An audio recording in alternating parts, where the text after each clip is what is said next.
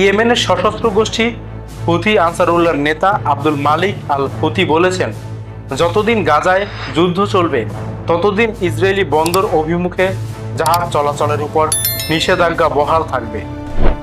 বৃহস্পতিবার 10 জুলাই এক ভাষণে ইয়েমেনের আনসারুল্লাহ আন্দোলনের এই নেতা সাম্প্রতিক দিনগুলোতে গাজায় ইসরায়েলের চলমান গণহত্যা এবং বর্বরতার নিন্দা জানিয়ে বলেন, বিশ্বের চোখের সামনে মানবিক বিপর্যয় ঘটছে। তিনি বলেন, আমরা মানব বিবেকের মৃত্যু দেখছি। ইসরায়েলি অবরোধে 10 লাখেরও বেশি বেসামরিক মানুষ অসুস্থ, ক্ষুধা ও তৃষ্ণায় মারা যাচ্ছে।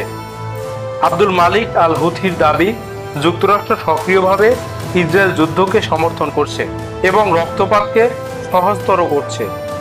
তিনি জোর দিয়ে বলেন, পশ্চিমারা এমন কোনো হত্যার হাতিয়ার নেই যা ইহুদিদের হাতে তুলে দেয়নি।